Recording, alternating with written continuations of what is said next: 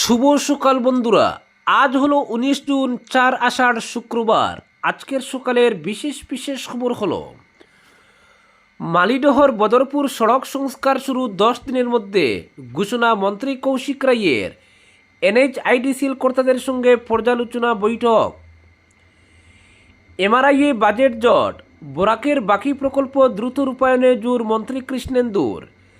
3 জেলায় বেহাল শিক্ষা ব্যবস্থা, গ্রামাঞ্চলে ছাত্র শিক্ষক অনুপাতে সামঞ্জস্য আনার নির্দেশ। প্রধানমন্ত্রী কৃষক সম্মান নিধির 23তম কিস্তি প্রদান শনিবার। হাইলাকান্দির জমাজল সমস্যার সমাধানে বাছাইর খাল ও বেসিক এলাকায় চলবে উচ্ছেদ। সিবিএসইতে 3 ভাষানীতি স্থগিত করতে নারাজ সুপ্রিম কোর্ট। 15 বছরের নিচে সোশ্যাল মাধ্যম নিষিদ্ধ, আরব বিশ্বের প্রথম দেশ হিসেবে নজির গড়ল সংযুক্ত আরব আমিরশাহী। বকেয়া গুদাম ভাড়াকে কেন্দ্র করে উত্তেজনা, গ্যাস এজেন্সির গুদামের রাস্তা বন্ধ করলেন জমির মালিক। সোনাইয়ে ধানের বীজ বিতরণ, কৃষকদের উন্নয়নে জোর বিধায়ক আমিনুল হকের। পৌরসভা নির্বাচনকে সামনে রেখে করিমগঞ্জ জেলা কংগ্রেসের রাজনৈতিক তৎপরতা তুঙ্গে। এবং সর্বশেষ খবরটি হলো গুয়াহাটি বিমানবন্দরে কেন্দ্রীয় অর্থমন্ত্রী নির্মলা সীতারমণকে স্বাগত জানালেন হিমন্ত বিশ্ব শর্মা। এবারে শুনুন বিস্তারিত খবর। আগামী 10 দিনের মধ্যেই শুরু হচ্ছে 6 নম্বর জাতীয় সড়কের মালিডহর থেকে বদরপুর অংশের সংস্কার। বৃহস্পতিবার এনএইচআইডিসিএল এবং কাজের বরাত পাওয়া কোম্পানির কর্তাদের সঙ্গে বৈঠকের পর এই খবর জানিয়েছেন রাজ্যের খাদ্য ও নগর উন্নয়ন মন্ত্রী কৌশিক রায়। তাছাড়া শিলচর শহরের ক্যাপিটাল পয়েন্ট থেকে রাঙ্গিরখাড়ি অবধি সড়ক মেরামতির কাজ দ্রুত গতিতে চলবে। মাটির নিচে পাইপলাইনের সমস্যা নিয়ে জনস্বাস্থ্য কারিগরি বিভাগ এবং পৌর নিগম যৌথ সমীক্ষা চালিয়ে 10 দিনের মধ্যে দাখিল করবে রিপোর্ট। বরাক উপত্যকার অভ্যন্তরীণ যোগাযোগ ব্যবস্থা একেবারে বিধ্বস্ত। রাজধানী দিশপুর সহ যোগাযোগের ক্ষেত্রে লাইফলাইন বলে পরিচিত 6 নং জাতীয় সড়কের অবস্থাও শোচনীয়। মেঘালয় সীমান্তে মালিডহর থেকে কালাইন, কাটিগোড়া, বদরপুর অবধি পুরোপুরি বিধ্বস্ত অবস্থায় রয়েছে জাতীয় সড়ক। তাই সড়ক সংস্কারের দাবিতে দৈনিক আন্দোলন হচ্ছে। এই পরিস্থিতিতে বরাকে সড়ক সংস্কারের উদ্যোগ নিলেন মন্ত্রী কৌশিক রায়ও। এর আগে বরাক উপত্যকা উন্নয়ন মন্ত্রী কৃষ্ণেন্দু পালও বৈঠক করেছেন এনএইচআইডিসিএল এর সঙ্গে। বৃহস্পতিবার জনতা ভবনে নিজের কার্যালয়ে এনএইচআইডিসিএল এর কর্তাদের ডেকে বরাকের সড়ক সংস্কারের বিষয়টি নিয়ে আলোচনা করেন কৌশিক। এনএইচআইডিসিএল এর এক্সিকিউটিভ ডিরেক্টর শ্রী নির্মাণ কিষাণ জাম্বুলকরের সঙ্গে বসে বরাকের বিভিন্ন সড়কের অবস্থা এবং মেরামতির জন্য কী ব্যবস্থা নেওয়া হয়েছে তা খতিয়ে দেখেন তিনি। নির্মাণকারী সংস্থার সঙ্গে বৈঠকের পর কৌশিক জানান, মালিডহর থেকে বদরপুর অবধি জাতীয় সড়ক সংস্কারের কাজ আগামী 10 দিনের মধ্যে শুরু হবে। ইতিমধ্যেই টেন্ডার ডেকে কাজের বরাত দেওয়া হয়েছে। কাজের বরাত পাওয়া কোম্পানির সঙ্গেও কথা হয়েছে, তারা 10 দিনের মধ্যে কাজ শুরু করার প্রতিশ্রুতি দিয়েছেন। তাছাড়া শিলচর শহরের ক্যাপিটাল পয়েন্ট থেকে রাঙ্গিরখাড়ি অবধি সড়কের সংস্কার নিয়েও আলোচনা করেন তিনি। মন্ত্রী জানান, শিলচর শহরের ক্যাপিটাল পয়েন্ট থেকে রাঙ্গিরখাড়ি পর্যন্ত সড়ক উন্নয়নের কাজ দ্রুত গতিতে চলবে। তবে শহরের সেন্ট্রাল রোড এলাকার কিছু সমস্যা রয়েছে, সেখানে আন্ডারগ্রাউন্ড পানীয় জলের পাইপে লিকেজের সমস্যা রয়েছে। তাই ওই এলাকার মাটির নিচে পাইপলাইনের সমস্যা নিয়ে জনস্বাস্থ্য কারিগরি বিভাগ এবং পৌর নিগম যৌথ সমীক্ষা চালিয়ে 10 দিনের মধ্যে দাখিল করবে রিপোর্ট। তবে বাকি অংশের সংস্কারের কাজ যথারীতি চলছে। আগামী 25 আগস্ট অবধি রাস্তা মেরামতির বার রয়েছে সংশ্লিষ্ট ঠিকাদারের, তারাই সেই কাজ করবে। এছাড়া পয়লাপুল থেকে কুমাচোড়া অবধি সড়কের কাজও খতিয়ে দেখেন তিনি। সেই কাজও আজ থেকে শুরু হওয়ার কথা জানিয়েছেন মন্ত্রী। শিলচর জিরিবাম চুরাইবাড়ি অবধি 4 লেনের সড়ক নির্মাণের অগ্রগতিও খতিয়ে দেখেন মন্ত্রী। তাছাড়া সোনাবাড়িঘাট সেতু নির্মাণের অগ্রগতি খতিয়ে দেখে কাজ দ্রুততর করার নির্দেশ দেন। কৌশিক জানান, সোনাবাড়িঘাটের ওই সেতু অত্যন্ত জরুরি যোগাযোগের ক্ষেত্রে। শিলচর বাইপাসের কাজ হয়ে গেলে করিমগঞ্জ থেকে আগত লোকেরা সেই সেতু দিয়ে সহজে বিমানবন্দরে যেতে পারবেন। বিশ্ববিদ্যালয়ের দিক থেকে আগত এবং উদারবন্দের লোকদেরও সুবিধা হবে। তাই ওই সেতুর কাজ দ্রুত শেষ করার উপর জোর দিয়েছি আমি। পরবর্তী খবরটি হলো, প্রধানমন্ত্রী নরেন্দ্র মোদী পশ্চিমবঙ্গের হুগলি জেলার তারকেশ্বর থেকে সরাসরি ব্যাংকের মাধ্যমে প্রধানমন্ত্রী কৃষক সম্মান নিধির অধীনে সুবিধাভোগী কৃষকদের 23তম কিস্তি ইলেকট্রনিক মাধ্যমে সরাসরি তাদের ব্যাংক খাতায় বিতরণ করবেন। 23তম কিস্তি প্রদানের দিনটি পিএম কিষাণ উৎসব দিবস হিসাবে পালন করা হবে বলে জানানো হয়েছে সরকারি তরফে। 2019 সালে প্রধানমন্ত্রী কৃষক সম্মান নিধি প্রকল্প চালু করেন। এই প্রকল্পের লক্ষ্য ভূমিধারী কৃষক পরিবারকে আর্থিক সহায়তা প্রদান করা। এর অধীনে প্রতি বছর 6,000 টাকা, 2,000 টাকা 3টি কিস্তিতে সরাসরি ব্যাংক অ্যাকাউন্টে প্রদান করা হতো। কিছু সুনির্দিষ্ট নিয়ম নীতি ছাড়া দেশের সমস্ত ভূমিধারী কৃষক পরিবার পিএম কিষাণের অধীনে যোগ্য। পরবর্তী খবরটি হলো, হাইলাকান্দির জমাজল সমস্যার সমাধানে বাসাইখাল ও বেসিক এলাকায় চলবে উচ্ছেদ।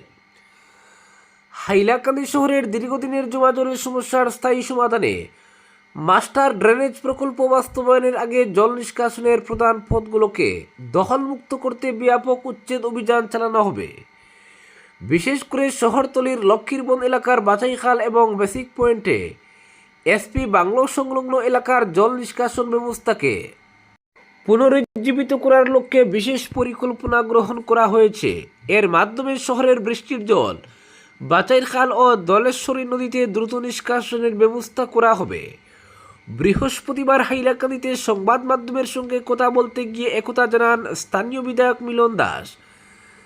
তিনি বলেন, হাইলাকান্দি শহরের জমাজলের সমস্যা দীর্ঘদিনের। প্রতি বর্ষায় সাধারণ মানুষকে চরম দুর্ভোগ পোহাতে হয়।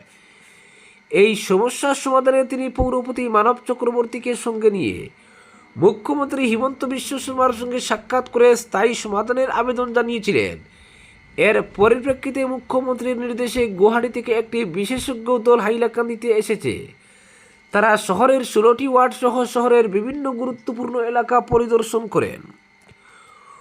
পরিদর্শনকালে প্রতিনিধি দলের সঙ্গে ছিলেন বিধায়ক ডক্টর মিলন দাস, পৌরপতি মানব চক্রবর্তী সহ পৌরসভার সদস্যরা।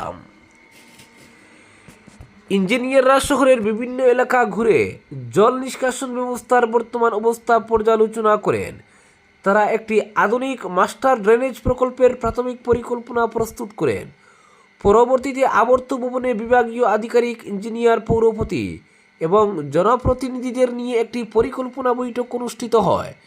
বৈঠকে শহরের জমাজল সমস্যার স্থায়ী সমাধানের জন্য প্রয়োজনীয় পদক্ষেপ নেওয়ার ব্যাপারে আলোচনা করা হয়।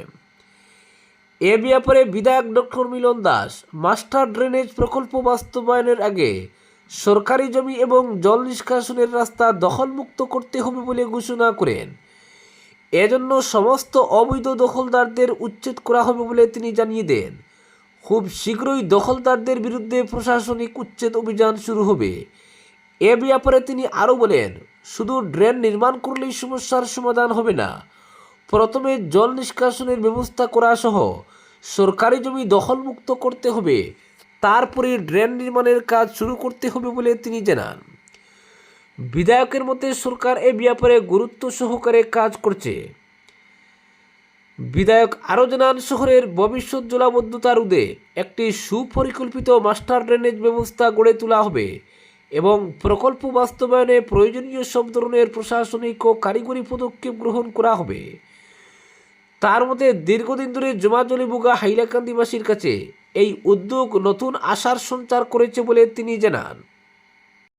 পরবর্তী খবরটি হল, সিবিএসইতে 3 ভাষানীতি স্থগিত করতে নারাজ সুপ্রিম কোর্ট।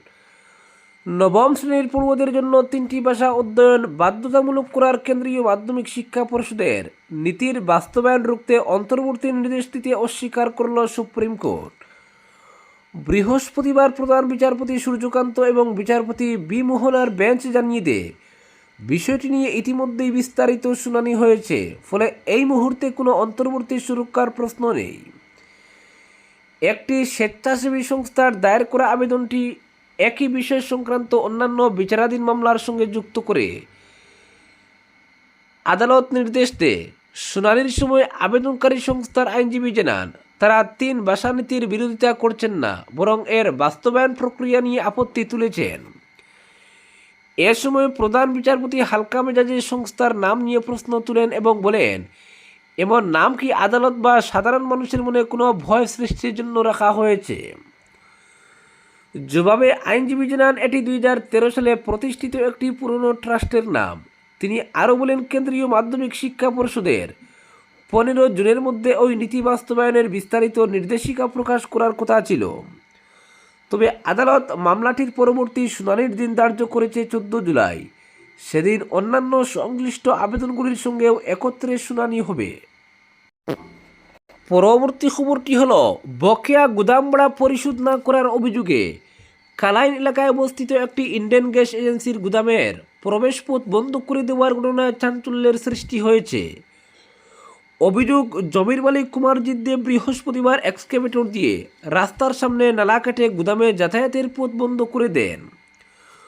কুমারজিৎ দেবের দাবি, গ্যাস এজেন্সির মালিক দিলীপ দাসের কাছে তার বিপুল পরিমাণ ভাড়া বকেয়া রয়েছে। বহুবার তাগদা দেওয়া সত্ত্বেও ওই টাকা পরিশোধ করা হয়নি। তিনি জানান, বকেয়া মেটানোর আশ্বাস দিয়ে দিলীপ দাস একটি চেক প্রদান করলেও ব্যাংকে জমা দেওয়ার পর সেটি বাউন্স হয়ে যায়।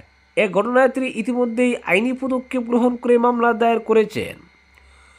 জমির মালিক আরও অভিযোগ করেন, পাওনা টাকার দাবি জানালে তাকে বিভিন্নভাবে হুমকি দেওয়া হয়েছে। পাশাপাশি তার অভিযোগ, সংশ্লিষ্ট ঊর্ধ্বতন কর্তৃপক্ষের এক ব্যক্তির সঙ্গে যোগসাজশে দীর্ঘদিন ধরে এজেন্সির মালিক অবৈধভাবে ব্যবসা পরিচালনা করে আসছেন। এদিকে এই পরিস্থিতির কারণে সাধারণ গ্রাহকরাই সবচেয়ে বেশি সমস্যার সম্মুখীন হচ্ছেন বলে অভিযোগ উঠেছে। স্থানীয়দের মতে, গ্যাস সিলিন্ডারের সরবরাহে বিঘ্ন ঘটায় নির্ধারিত সময়ে গ্রাহকদের হাতে সিলিন্ডার পৌঁছানো নিয়ে অনিশ্চয়তা তৈরি হয়েছে। তবে এ বিষয়ে গ্যাস এজেন্সির মালিক দিলীপ দাসের প্রতিক্রিয়া এখনও পাওয়া যায়নি। ঘটনার জেরে এলাকায় ব্যাপক চর্চা শুরু হয়েছে। পরবর্তী খবরটি হল, সোনাইয়ে ধানের বীজ বিতরণ, কৃষকদের উন্নয়নে জোর বিধায়ক আমিনুল হকের। কৃষকরাই দেশের অর্থনীতির মূল চালিকা শক্তি এবং দেশের মেরুদণ্ড। কৃষকদের কঠোর পরিশ্রমের ফলেই দেশে খাদ্যশস্য উৎপাদিত হচ্ছে এবং সেই উৎপাদিত ফসল দেশের চাহিদা মিটিয়ে বিদেশেও রফতানি করা হচ্ছে। বৃহস্পতিবার সোনাই কৃষি বিভাগের কার্যালয়ে আয়োজিত ধানের বীজ বিতরণ অনুষ্ঠানের প্রধান অতিথির বক্তব্যে একথা বলেন বিধায়ক আমিনুল হক লস্কর। তিনি কৃষকদের প্রাপ্য সরকারি সুযোগ সুবিধা যথাসময়ে পৌঁছে দেওয়ার জন্য কৃষি বিভাগের আধিকারিকদের আরও তৎপর হওয়ার আহ্বান জানান।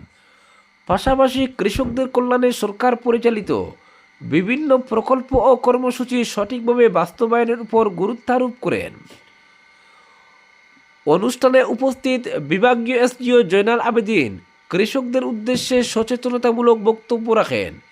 তিনি প্রধানমন্ত্রীর ক্ষেত বাঁচাও অভিযানের স্লোগানকে বাস্তব রূপ দিতে কৃষকদের আধুনিক কৃষি পদ্ধতি গ্রহণ ও উৎপাদন বৃদ্ধির লক্ষ্যে কাজ করার আহ্বান জানান। অনুষ্ঠানের শেষ পর্বে কৃষি বিভাগের পক্ষ থেকে বেশ কয়েকজন প্রগতিশীল কৃষকের হাতে উন্নত মানের ধানের বীজ তুলে দেওয়া হয়। পরবর্তী খবরটি হল, করিমগঞ্জ পৌরসভা নির্বাচনকে সামনে রেখে জেলা কংগ্রেসের রাজনৈতিক তৎপরতা তুঙ্গে উঠেছে। বৃহস্পতিবার করিমগঞ্জ জেলা কংগ্রেস কার্যালয় ইন্দিরা ভবনে শহর ব্লক কংগ্রেসের উদ্যোগে অনুষ্ঠিত এক গুরুত্বপূর্ণ সাংগঠনিক সভায় দলীয় কর্মীদের নিয়ে নির্বাচনী কৌশল, জনসংযোগ বৃদ্ধি এবং শহরের বিভিন্ন নাগরিক সমস্যা নিয়ে বিস্তারিত আলোচনা করা হয়। সভায় সভাপতিত্ব করেন জেলা কংগ্রেস সভাপতি তাপস পুরকায়স্থ। তিনি আসন্ন পৌরসভা নির্বাচনে কংগ্রেসকে শক্তিশালী অবস্থানে নিয়ে যেতে সংগঠনকে আরও সক্রিয় ও জনমুখী করার আহ্বান জানান। পাশাপাশি বুথভিত্তিক কর্ম পরিকল্পনা, সাংগঠনিক শক্তি বৃদ্ধি এবং নাগরিক সমস্যা কেন্দ্রিক আন্দোলনের উপর জোর দেওয়া হয়। সভায় উপস্থিত ছিলেন জেলা কংগ্রেসের মিডিয়া বিভাগের চেয়ারম্যান শাহাদত আহমেদ চৌধুরী, শুভঙ্কর দাস, জ্যোতিষ পুরকায়স্থ, ধ্রুবজ্যোতি দাস সহ একাধিক শীর্ষ নেতা। সভায় বক্তব্য রাখতে গিয়ে তাপস পুরকায়স্থ করিমগঞ্জ পৌরসভার বিরুদ্ধে একাধিক অভিযোগ তুলেন। তিনি দাবি করেন, জলাবদ্ধতা, বেহাল রাস্তাঘাট, অকার্যকর স্ট্রিট লাইট এবং নাগরিক পরিষেবার অভাবে সাধারণ মানুষ চরম দুর্ভোগে রয়েছেন। নালা নর্দমা পরিষ্কারের জন্য বরাদ্দ অর্থের যথাযথ ব্যবহার নিয়েও প্রশ্ন তুলেন তিনি। এছাড়া রমণীমোহন ইনস্টিটিউট সংস্কার এবং নীলমণি রোডের ব্ল্যাক টপিং কাজ নিয়ে আর্থিক অনিয়ম ও নিম্নমানের কাজের অভিযোগ তুলে পৌরসভার বিরুদ্ধে দুর্নীতির অভিযোগ করেন জেলা কংগ্রেস সভাপতি। তিনি পৌরসভার সমস্ত উন্নয়নমূলক কাজ ও ব্যয়ের হিসাব প্রকাশের দাবি জানান। উচ্ছেদ হওয়া বাজার ব্যবসায়ীদের পুনর্বাসন ও ক্ষতিপূরণের দাবিও সভা থেকে উত্থাপন করা হয়। তাপস পুরকায়স্থ বলেন, সরকারি খাস জমিতে নতুন বাজার স্থাপনের সুযোগ দিলে ক্ষতিগ্রস্ত ব্যবসায়ীরা উপকৃত হবেন এবং স্থানীয় অর্থনীতিও চাঙ্গা হবে। সভা শেষে দলীয় কর্মীদের উদ্দেশ্যে তিনি আহ্বান জানান, প্রতিটি ওয়ার্ডে গিয়ে মানুষের সমস্যার কথা শুনে তা জেলা কমিটির নজরে আনতে হবে। পাশাপাশি বিধায়ক জাকারিয়া আহমদ পান্নার তহবিল থেকে উন্নয়নমূলক কাজে সহযোগিতার আশ্বাসও দেন তিনি। পরবর্তী খবরটি হল, 15 বছরের নিচে সোশ্যাল মাধ্যম নিষিদ্ধ, আরব বিশ্বের প্রথম দেশ হিসেবে নজির গড়ল সংযুক্ত আরব আমিরশাহী। শিশু ও কিশোরদের অনলাইন নিরাপত্তা নিশ্চিত করতে বড় পদক্ষেপ নিল সংযুক্ত আরব আমিরশাহী। নতুন নিয়ম অনুযায়ী 15 বছরের কম বয়সী কোনো নাবালক আর ব্যক্তিগত সামাজিক যোগাযোগ মাধ্যমের অ্যাকাউন্ট ব্যবহার করতে পারবে না। আরব বিশ্বের প্রথম দেশ হিসেবে এমন কড়া নীতি গ্রহণ করল সংযুক্ত আরব আমিরশাহী। সরকারের ঘোষণায় বলা হয়েছে, 15 বছরের কম বয়সীদের জন্য সামাজিক যোগাযোগ মাধ্যমে কোনো ধরনের ব্যক্তিগত অ্যাকাউন্ট পরিচালনা, ছবি বা বার্তা প্রকাশ, মন্তব্য করা বা অ্যাকাউন্ট খোলা সম্পূর্ণ নিষিদ্ধ থাকবে। শিশুদের অতিরিক্ত মোবাইল ব্যবহার এবং অনলাইন নির্ভরতা নিয়ে ক্রমবর্ধমান উদ্বেগের প্রেক্ষিতে এই সিদ্ধান্ত নেওয়া হয়েছে। তবে 15 ও 16 বছর বয়সী কিশোর কিশোরীদের জন্য সীমিত ব্যবহারের সুযোগ রাখা হয়েছে। সেক্ষেত্রে বাধ্যতামূলকভাবে বয়স উপযোগী নিরাপত্তা নিয়ন্ত্রণ ব্যবস্থা চালু রাখতে হবে। অপরিচিত ব্যক্তিদের সঙ্গে যোগাযোগে বিধিনিষেধ থাকবে এবং অভিভাবকদের তত্ত্বাবধানে নিশ্চিত করতে বিশেষ ব্যবস্থা রাখতে হবে। পাশাপাশি নির্দিষ্ট সময়ের বেশি ব্যবহার রোধেও প্রযুক্তিগত নিয়ন্ত্রণ বাধ্যতামূলক করা হয়েছে। আজকের বিশেষ সংবাদ এখানেই সমাপ্ত।